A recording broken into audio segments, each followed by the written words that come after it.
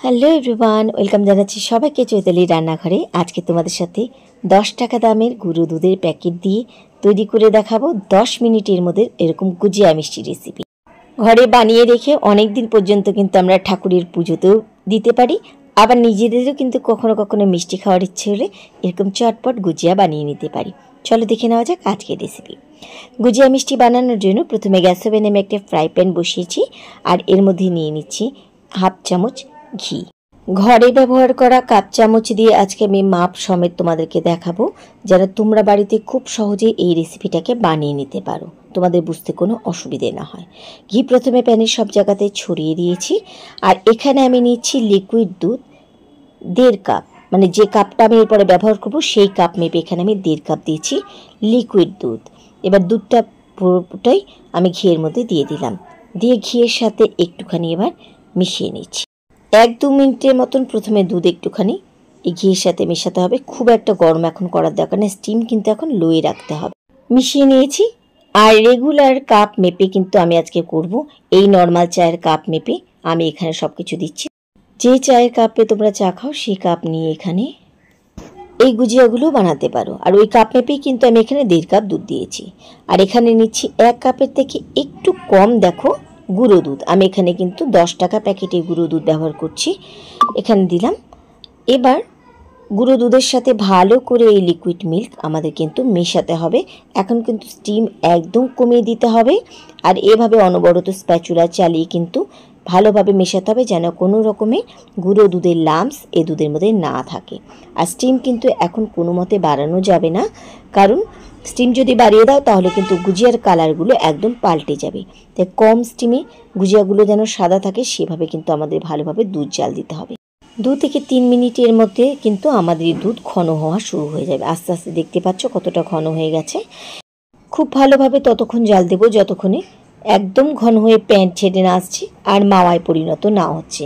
কিন্তু ফ্লেম এখন কিন্তু একদমই বাড়ানো যাবে না, একদম লো স্টিমে এভাবে অনবরত কিন্তু আমাদের জাল দিতে হবে। তো আস্তে আস্তে এখানে কিন্তু অনেকটা ঘন হয়ে এসেছে। আর মাওয়ার ক্ষেত্রে মাওয়া কিন্তু খুব কড়া মিষ্টি হয় না, একটু হালকা মিষ্টি হয়, সেজন্য এবার আমি এর মধ্যে দিয়ে দিচ্ছি 2 চামচ চিনি। যে রেগুলার চামচ আমরা ব্যবহার করি সেই চামচ মেপে আমি এখানে 2 চামচ দিচ্ছি। গুজিয়ার ক্ষেত্রে বা গুঁড়ো দুধের মিষ্টির ক্ষেত্রে বলে দিই, যদি চিনির পরিমাণটা একটু বেশি পড়ে যায় বা চিনি অনেকক্ষণ আগে থেকে জাল দেওয়া হয়, তাহলে কিন্তু মিষ্টিগুলো খুব একটা সহজে ভাঙবে না, এগুলো কিন্তু আঠায় পরিণত হয়ে যাবে, যখনই খাবে দাঁতের মধ্যে লাগবে, চিপচিপ করবে। তাই মিষ্টিটা কিন্তু গুঁড়ো দুধের বরফি বা শুকনো এরকম গুজিয়া টাইপের মিষ্টি বানালে চিনি কিন্তু কখনোই আগে দেবে না, তাহলে যেটা বললাম সেটা কিন্তু তৈরি হয়ে যাবে, ভালো মিষ্টি তৈরি হবে না। তো এখানে চিনি দেওয়াতে দেখো একটুখানি পাতলা হয়ে গেছে, যেমন তেমন কিন্তু দুধ টেনে আবার ঘন হয়ে গেছে। তো যতক্ষণে এটা প্যান ছেড়ে না আসছে আর হাতের মধ্যে নিয়ে একটু লাড্ডুর মতো না তৈরি হচ্ছে, ততক্ষণ কিন্তু এটাকে আমি আর একটুখানি জাল দিয়ে নিচ্ছি। বেশিক্ষণ লাগবে না, কিছুক্ষণের মধ্যে কিন্তু আমাদের এই মাওয়া তৈরি হয়ে যাবে। চাইলে এটাকে নামিয়ে তোমরা ঠান্ডা করে নিতে পারো, তবে সময়টা একটু বেশি লাগবে, তাই প্যানের মধ্যে টানালে এই কাজটা কিন্তু খুব তাড়াতাড়ি হয়ে যাবে। এবার আমি গ্যাস ওভেন বন্ধ করে দিয়েছি, আর এটা কিন্তু এমনি ছেড়ে দেবো না, তাহলে পরে এখনও কিন্তু গরম প্যানের হিটে এটা পুড়ে যাবে। তাই এটাকে একটু নেড়ে চেড়ে আর একটুখানি আমি প্রথমে প্যানের মধ্যে ঠান্ডা করে নিচ্ছি।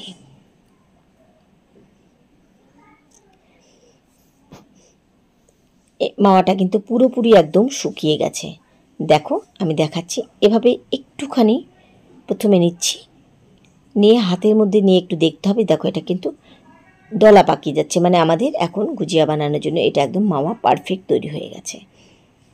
এবার আমি এই মাওয়া একটা অন্য বাটিতে নিয়ে নিচ্ছি।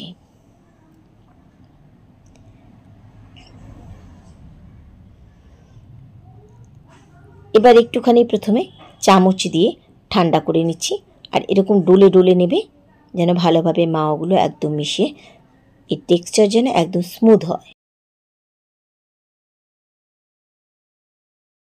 একটুখানি চামচ দিয়ে প্রথমে ঠান্ডা করে নিলাম, তারপরে হাত সহ্য করতে পারে এমনভাবে এটাকে আমি ঠান্ডা করে নিয়ে এবার কিন্তু ভালোভাবে হাত দিয়ে কিছুক্ষণ মেখে নেব, যেমন করে আমরা আটা মাখি। গুজিয়ার টেক্সচার কিন্তু একদম স্মুথ হয়। তো সুতরাং আমরা যেহেতু দোকানের মতো গুজিয়া বানাচ্ছি, এটা কিন্তু খেতে ভালো লাগার সাথে দেখতেও কিন্তু ভালো লাগতে হবে। তো আমি এখানে ভালোভাবে হাত দিয়ে কয়েকবার মথে নিচ্ছি।